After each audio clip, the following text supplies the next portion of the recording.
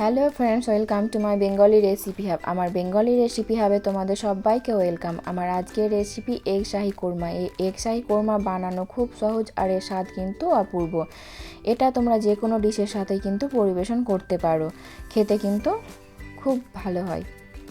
তো এগ শাহি কোরমা বানাতে আমার কী কী উপকরণ লেগেছে সেইগুলো আগে তোমাদের দেখিয়ে দিই। তো দেখো, এখানে আমি একটা পেঁয়াজ, বড় সাইজের একটা পেঁয়াজ কুচি করে নিয়েছি। সাথে আমি একটা বড় সাইজের পেঁয়াজ কিন্তু পেস্ট বানিয়ে নিয়েছি। তার সাথে নিয়েছি আমি আদা, রসুন আর কাঁচা লঙ্কার পেস্ট। আর নিয়েছি আমি এখানে কাজু আর আলমন্ড বাদাম, দুটো একসাথে পেস্ট বানিয়ে নিয়েছি। তার সাথে নিয়েছি লবণ, লঙ্কার গুঁড়ো, গরম মশলা গুঁড়ো, ধনে গুঁড়ো, জিরে গুঁড়ো, চিনি। তো এবার আমি কড়া বসিয়ে দিয়েছি। কড়ায় আমি কিন্তু এখানে রিফাইন তেল দিয়ে দিয়েছি। এরপর আমি দিয়ে দিব এখানে 2 চামচ ঘি। আমি এখানে প্রথমে বেরেস্তাটা ভেজে নেব। আর বেরেস্তা কিন্তু ঘি আর তেল মিশিয়ে যদি ভাজা যায় তাহলে বেরেস্তার টেস্টটা কিন্তু খুব ভালো হয়। তো আমি এখানে পেঁয়াজ দিয়ে দিয়েছি। এবার পেঁয়াজগুলোকে আমি খুব ভালো করে ভেজে নেব আর ব্রাউন কালার হওয়া পর্যন্ত। তো এইভাবেই নেড়ে চেড়ে কিন্তু আমি বেরেস্তাটা ভেজে নেব। তো বেরেস্তা আমার ভাজা হয়ে গেছে। এবার আমি বেরেস্তাগুলোকে একটি পাত্রে রেখে দেব।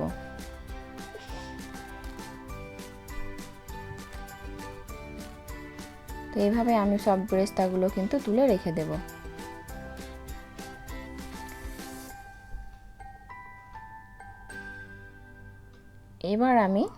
এবার আমি সেম তেলেই কিন্তু ডিমগুলো দিয়ে ভেজে নেব। ডিমগুলো হালকা হালকা করে ভাজতে হবে, খুব বেশি ভাজা কিন্তু চলবে না। এই কোরমাতে কিন্তু ডিম কিন্তু না ভাজলেও চলে, কিন্তু এখানে আমি হালকা করে ভেজে নিচ্ছি। তো ডিমগুলো আমি হালকা করে ভেজে নেব।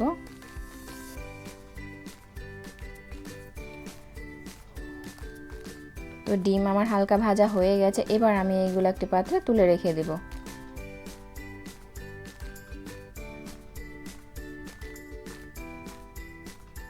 তো দেখো, ডিমগুলো আমি তুলে রেখে দিয়েছি। এরপর আমি সেম তেলেই কিন্তু গোটা জিরে আর 3টে এলাচ আমি ফেটিয়ে দিয়ে দিলাম।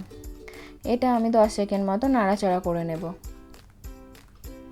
10 সেকেন্ড মতো নাড়াচাড়া হয়ে গেলে এখানে আমি পেঁয়াজের পেস্ট দিয়ে দেব। তো দেখো, আমি পেঁয়াজের পেস্ট কিন্তু দিয়ে দিয়েছি। পেঁয়াজের পেস্ট দিয়েও কিন্তু এটা খুব ভালোভাবে নাড়াচাড়া করে কিছুক্ষণ এটা কষিয়ে নেব, এর কাঁচা গন্ধ যাওয়া পর্যন্ত।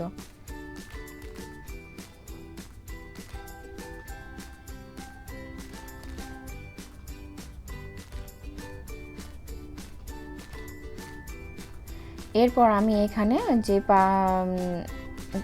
রসুন, আদা আর কাঁচা লঙ্কার পেস্টটা ছিল সেটা এখানে দিয়ে দিলাম।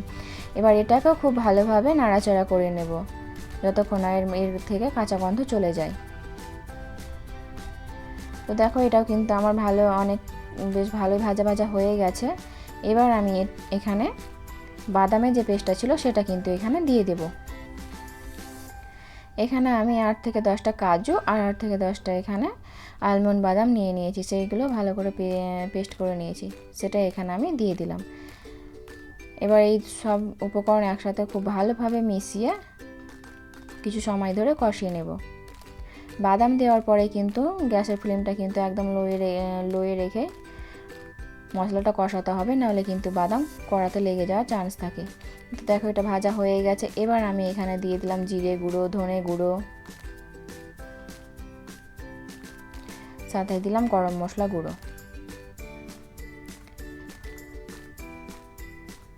আর দিলাম স্বাদ অনুযায়ী লবণ। লবণটা যে যা স্বাদ অনুযায়ী দেবে। সাথে দিয়ে দিলাম চিনি। কোরমাতে কিন্তু চিনিটা দিতেই হবে। এরপর আমি এখানে দিয়ে দিলাম অল্প পরিমাণে দুধ। এই দুধটা দিয়ে আমি ভালোভাবে মশলাটাকে কষিয়ে নেব। এখানে আমি আলাদাভাবে কোনো জলের অ্যাড করব না, পুরো রান্নাটাই কিন্তু আমি এখানে দুধ দিয়েই করব। তো এইভাবে আমি মশলাগুলোকে কিছু সময় ধরে খুব ভালোভাবে কষিয়ে নেব।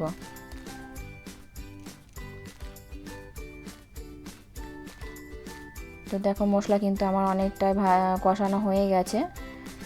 আরও বেশ কিছুক্ষণ আমি এটাকে খুব ভালো করে কষিয়ে নেব।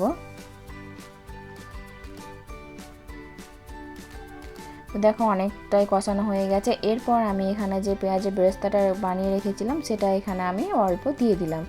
এবার এটা দিয়েও ভালোভাবে মিশিয়ে নেব। ভালোভাবে মেশানো হয়ে গেলে এরপর আমি এখানে ডিমগুলো অ্যাড করব।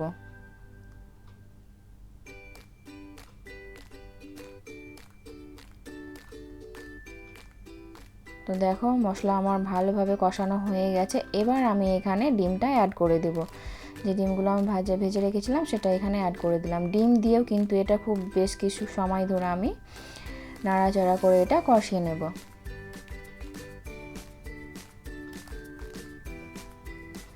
ভালোভাবে কষানো হয়ে গেলে এখানে বাকি যে দুধটা ছিল সেটা আমি এখানে দিয়ে দেব।